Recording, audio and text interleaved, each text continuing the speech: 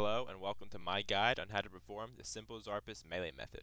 The method shown today will use audio cues rather than counting ticks, so it's pretty easy to learn.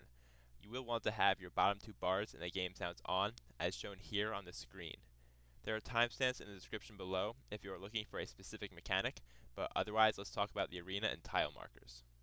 On screen now is a view of the Xarpus arena with tile markers. I highly recommend that next time you kill Xarpus, take a second to mark these tiles. Having the outer ring marked is beneficial for two main reasons. First, it will make learning easier because you only need to focus on timing when to click, not timing when and where to click. And second, it'll help with corners, which we'll cover later in the video.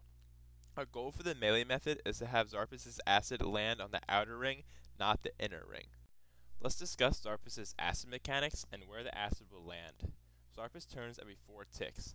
The dangerous tick, or the moment that determines where his spit will land, is the moment he turns. Wherever your character is standing at the moment he turns, that is where the spit will land.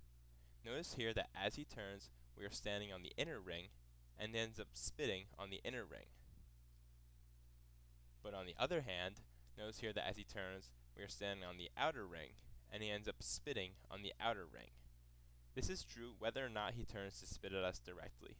The acid bounces from other players will land in the spot we were standing when he turned, regardless of whether or not he turned to face us directly.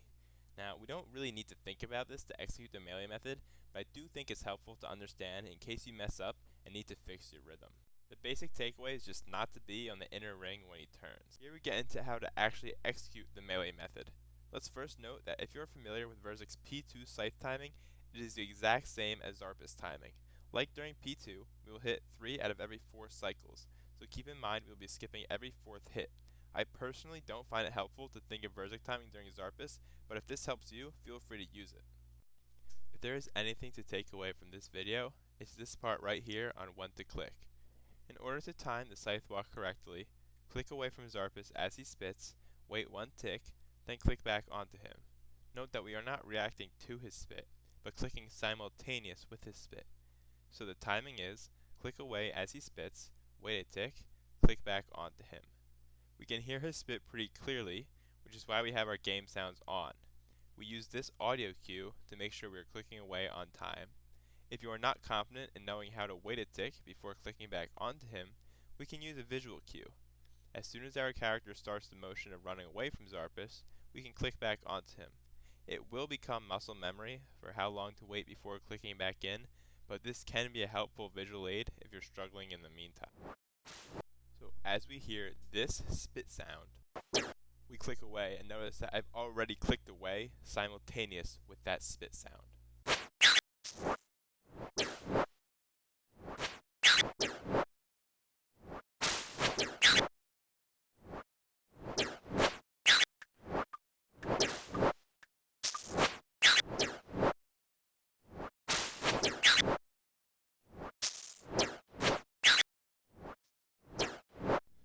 So, like in Verzik's P2 timing, we will be hitting only every 3 out of 4 hits, and we'll be skipping that 4th cycle.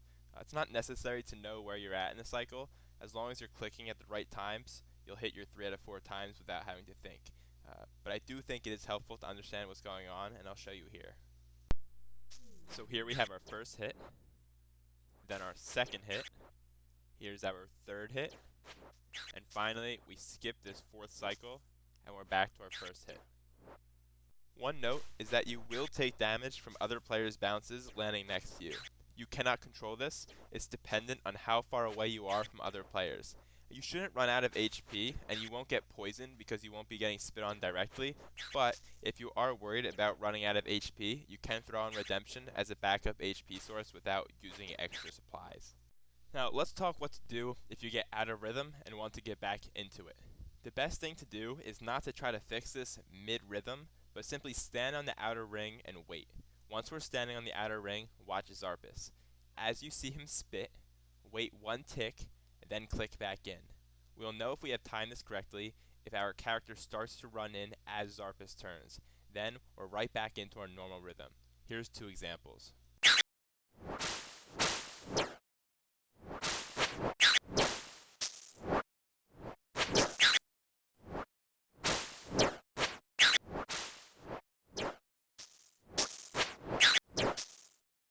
If when when you're trying to get back into rhythm, you mess up and you end up running towards him a tick after he turns, this is not an issue. What we do is still click back as he spits, but this spit will come a tick sooner than we would expect in a typical rhythm. After this, we are now back into our normal rhythm and can continue as normal.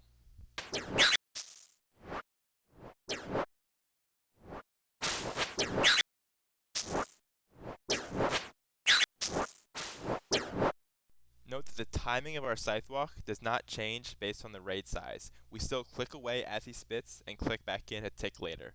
The only thing that's different is the number of times we can use a tile on the outer ring. Now, the general rule is that you can use the same tile the same number of times as there are people in your raid. So in a quad, you can use a given tile 4 times, while in a trio, you can use a given tile 3 times. You don't really need to count. Basically, you just click on a tile that's not been splatted, then move on to the next one when it's been splatted. Another cue to use is that when he turns to face you, you can use your previous tile one final time, and then move on to the next one. Here we have a quad, and you'll see that we click on our first tile once, twice, a third time, a fourth time, and then we move on to the next tile. Here we have a trio, and we use next tile once, twice, a third time, next one. If we find ourselves in a position where we want to change directions for whatever reason, whether that's because there's a splat in our way or we run out of tiles, we can use the row between the inner and outer ring as an intermediate step. So we'll basically walk back one spot and then walk back towards Xarpus, though the timing won't change at all. We're still clicking away as he spits and clicking back in a tick later.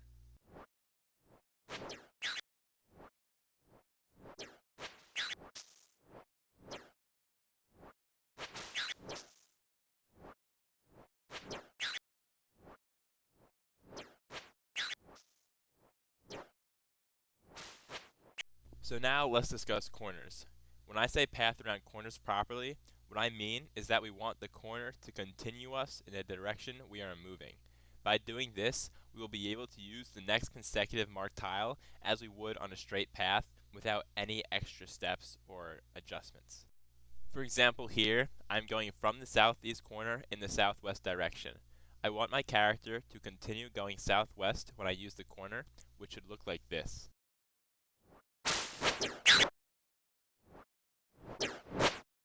On the other hand, if I am taking the corner in the opposite direction, going from the southeast corner in the northeast direction, I want the corner to continue me northeast, but when I try to continue around the corner, it sends me back where I came from.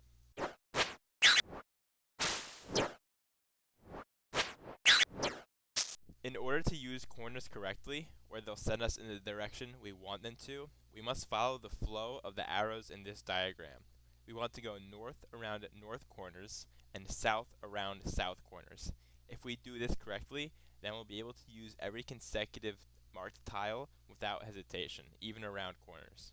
To ensure that we always take our first corner the proper way, we should always start east or west of Xarpus, not north or south, or in one of the green tiles on the screen, not a red one. So long as we do this, no matter if we go north or south first, we will always take the first corner we encounter the correct way. And because in 99% of raids, we kill Xarpus quick enough that we won't reach a second corner, we'll never really have to deal with bad corners. So just start east or west of Xarpus, and you'll be able to take your first corner properly. As long as we're going in the correct direction around a corner, all we do, like normal, is click on the next consecutive tile. Nothing more. Here's an example of what it looks like to go around a corner correctly.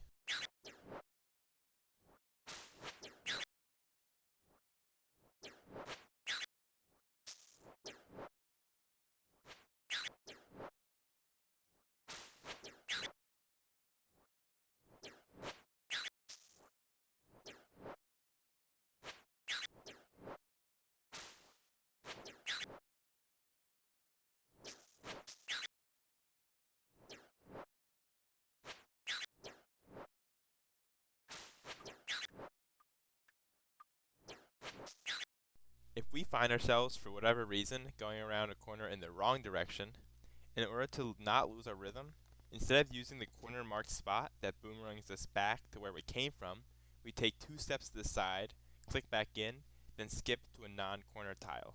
We will lose a few tiles, but we don't lose our rhythm. Here's an example.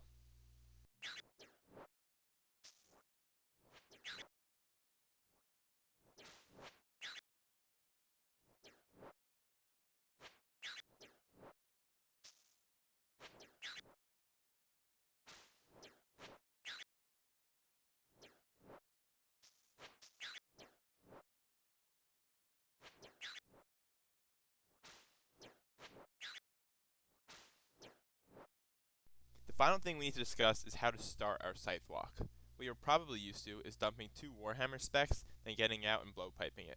We don't want to dump our 2 Warhammer specs right away, because this won't sync us with our rhythm properly, and we will splat our starting tile, which will also mess up our rhythm. Instead, we have a sequence for both the Dragon Warhammer and a BGS. For both cases, we'll want to start with our scythe on. Make sure you drink your Divine Super Combat, turn on Piety, and hover your mouse over him to be ready to click as soon as he wakes up. So for the Dragon Warhammer, we start with our scythe out, Piety on, Super Combat, and be ready to click on him. As soon as he wakes up, we click, switch to our Warhammer, and spec him. We then run away as we spec, run back in, skip a hit, run back in, Warhammer, switch to our scythe, run back in, and start our rhythm as normal. You'll notice that if we do it correctly, we'll get one more scythe hit in, skip, and then be back to our normal cycle. So with the BGS, it's going to look slightly different because we want to wait for our teammates to use their Warhammer specs before we use our BGS specs. So we're actually going to swing our scythe twice before switching to the BGS. Here we do the same thing, scythe out, Piety on, Super Combat, and hover our mouse over him and be ready to click as he wakes up. We swing our scythe once, and then swing our scythe the second time, running back as we swing, switch to our BGS, skip a hit, spec once, back, spec a second time, switch to the scythe and skip a hit, and now we're back into our normal rhythm. Final tip is at the Sotetseg chest, drink a stamina, drop it, then buy a new replacement or a brew, and then move on. Having this stamina will be really helpful for not running out of energy mid-scythe walk. Here is now a full-length example, putting everything together from a trio.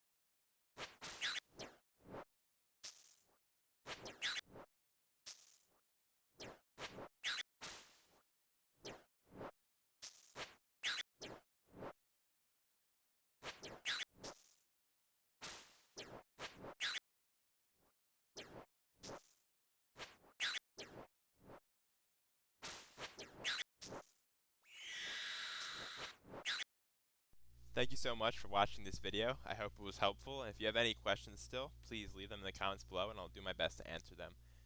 If this video was helpful, please leave a like and let me know if there's anything else you'd like to see.